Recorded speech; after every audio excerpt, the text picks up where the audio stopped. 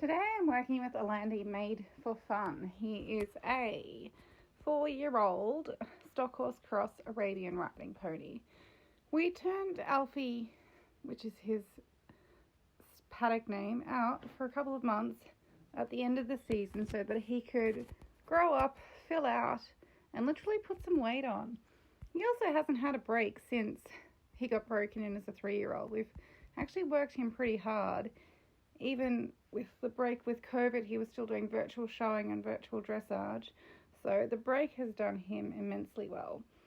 So today is Alfie's first workout since we picked him up.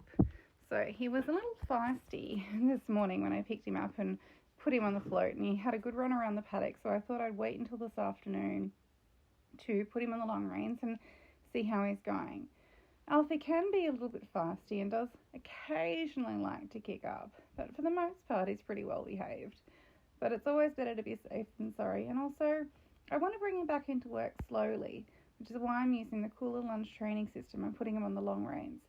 So the long reins are, if he misbehaves or tries to take off or take fright at something, which Alfie sometimes does, it's all very much a non-event, because Alfie's version of taking off is to can afford a couple of strides and then he's almost stopping himself before he even goes anywhere. But if he does that on the long reins, I have the outside rein to be able to slow him down and steadying him, rather than if he's just on the lunge line, then I'd have to keep spiraling the circle in until he slows down. Now, another thing to point out with this video, I tried to video it with the earpods for my voiceover, but I've managed to actually do the video without any sound at all, which is why I'm doing the voiceover manually. So you can see that, like, Alfie's a little bit distracted because the flies are bothering him. I have layered him with fly spray, but I think any little spot that I miss seems to get on the horses. So all of my horses do work with voice commands. Quite clearly there, I didn't ask Alfie to canter. He just went into canter, ignoring the voice command to trot. But it was a good transition. He's balanced, he's not rushing or taking off, so I allow the transition. It's something that we'll deal with further down the track, and I'll just quietly bring him back to trot, just asking him with voice commands, and a little steady with the outside rein. So as you can see, he's cruising around quite nicely here for a horse that's been out of work for a couple of months. It's a very pleasant surprise for me that he has retained all his training. He's quite calm and relaxed and connected and is just trotting around, and he's straight on that circle, which means that his body from pole to tail is following that line that he's traveling on. So that was a little bit more feisty with the canter transition. I did actually ask for that transition, but then I was quite easily able to steady him back up again. So he's got quite a good even rhythm and tempo there. He's staying, as I said, straight on the circle and just maintaining good balance, which is all the plan for today, is to just start to ease him slowly back into work. He does sometimes want to go straight from canter to trot to walk, so I had to just encourage him forward a little bit there. And then he's starting to want to stretch down a bit more, which I don't mind. I want him working in a round frame, not dropping the pole. But when he comes back to walk, he'll go into a free walk. Oops, that was a little more abrupt than I would prefer. But again, this is his first day back in work. These are all things that we can work on. So now I'll just let him cruise around, start to stretch down and around, because as you can see, the cooler lunge system is not locking him into a frame. He's still free to put his head up or down as he pleases. I'm just trying to encourage, the concept of the cooler lunge training system is to encourage him to work in a round frame and to help him with his own balance. Now, another benefit of the long reins is I don't have to stop and change the lunge line over. I've got an inside and an outside rein, so I can just turn him on the long reins and training can continue. I did not ask him to stop there. He just went, do I have to keep doing this?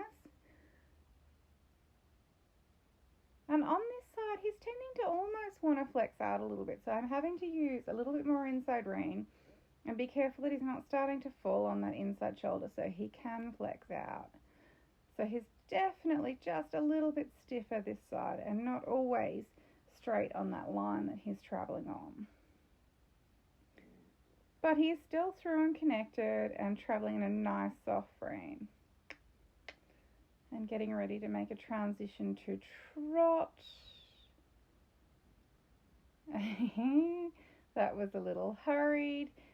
He was a little behind my voice aids there, so I shooed him up a little bit.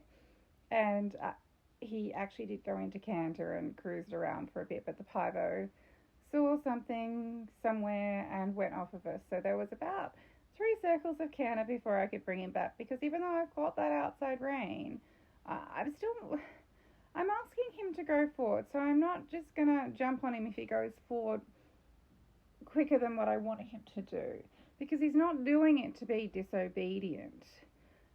And it's, like I said, it's his first day back in work. So if he'd been in work for a while and he wasn't listening to me, that's a different story. And that canter was a little hurried, so we'll just make a transition back to trot, still working on him being straight on that line that he's travelling on, and then make another transition back up to canter in a moment. Always concentrating on keeping that nose looking forward and sort of just a little bit behind my aids there. So he sort of went to go into canter and then didn't kick over. That's better transition, but still a little bit of a jump into the canter, and it's still not as balanced as it was on the other side, because you can see there he's just falling on that inside shoulder a little bit. So I'm just trying to push him out and support him with the outside rein, with little vibrates with my outside hand. Quite good transitions down to trot. He's starting to get a little bit tired. Don't forget, this little guy has been doing nothing but eating and hanging out in the paddock for a couple of months.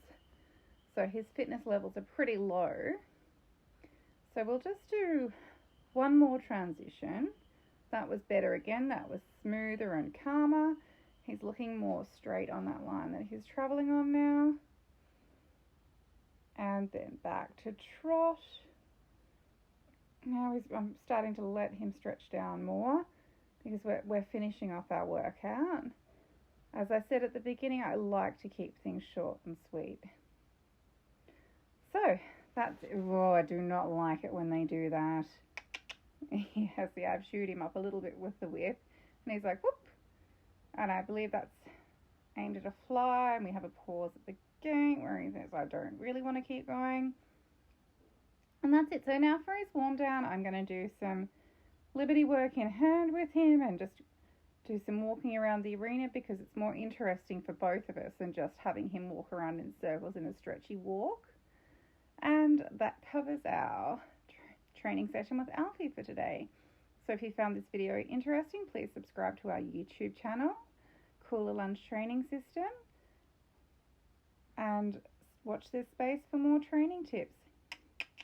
Keeping him walking for a little bit longer. I will not let him stop at the gate. And thank you for watching our video.